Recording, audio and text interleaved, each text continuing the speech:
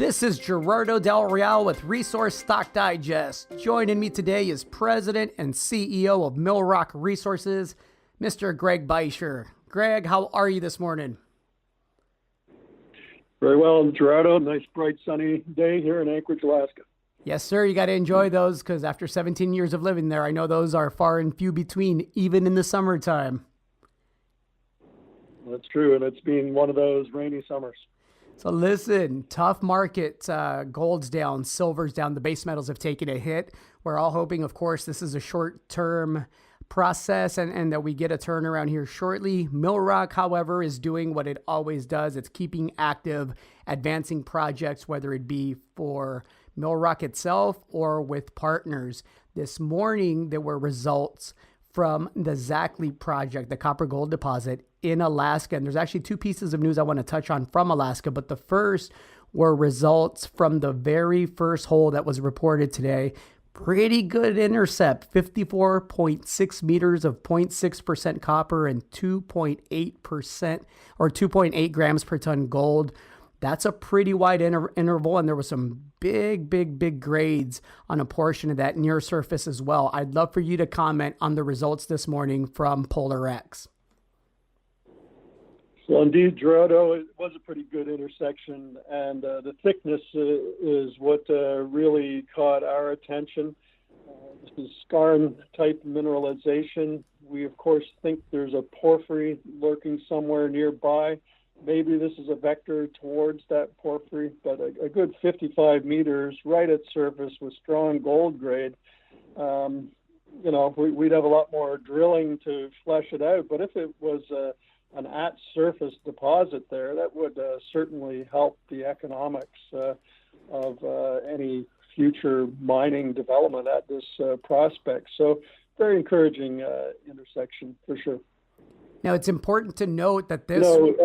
Yeah, go ahead, Greg. But, well, I'm just going to note that, this was a hole that was drilled 850 meters away from the known high-grade copper-gold deposit called Zackley. Now, I don't say we can necessarily join this single drill hole up and say there's continuity with the deposit, but it gives one hope. And certainly a lot more drilling required to test that. But, I think you're going to see more results roll out from Polar X over the coming month. And I think there's a good chance that the size of the resource that they've got will grow. And just to be clear, for people maybe not familiar with Millrock's interest in Polar X, can you explain how Millrock shareholders benefit from success there? Sure. We're a pretty big shareholder of Polar X, and we're entitled to milestone payments of cash along the way if certain minimum resources are established. And, of course, we're entitled to royalty in the case of production. So certainly Millrock shareholders will benefit if Polar X is successful in finding an ore body. And regardless, along the way here, Millrock is operating the exploration on behalf of Polar X with funding that they supply. And we charge a modest management fee for doing that work, and that helps us offset our overhead costs and keep our burn rate low for overhead expenses and generative exploration. We always want a pipeline of new projects coming in the door, and so that little bit of revenue that we get from things like this is quite helpful. Well, speaking of projects and speaking of revenue, there's been a lot of news out of the Golden Triangle recently. You recently monetized 3 exploration projects to a very strong technical team at Sojourn Exploration. Can you explain, can you share with us the process there and the progress and how things are coming along? Just kind of explain what the upside there is for Millrock as well. Sure.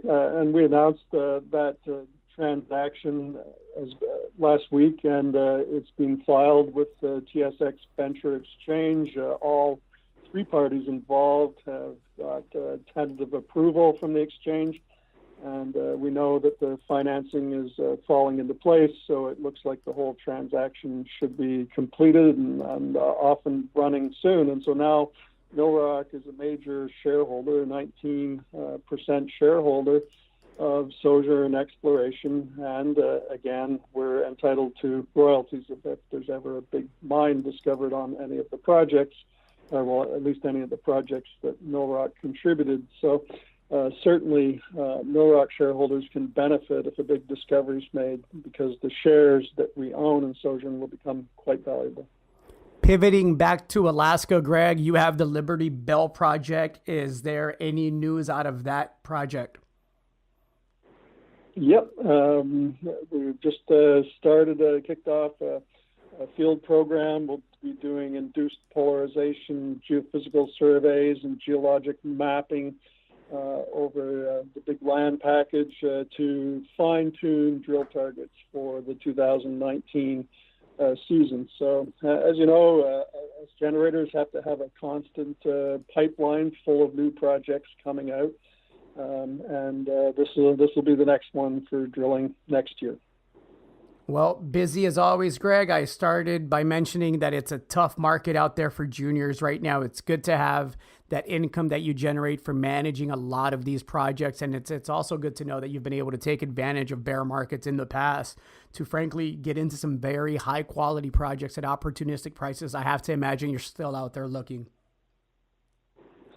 Yep, there's still a lot of opportunities too. You know, I mean, things started to pick up a couple of years ago, but it's still kind of feels like we're dragging along bottom, and especially here in Alaska, we're not seeing much competition. There's ideas we've been sitting on that we haven't acted on yet. We could acquire the mineral rights, but we're just being sort of keeping our cash tight. But the day is coming, you know, when this cycle is going to turn, and we'll take action on those projects before that happens. Perfect. Greg, thank you very much for your time. I'm looking forward, as always, to having you back on here as soon as we get some more news. Okay, Gerardo, thank you very much.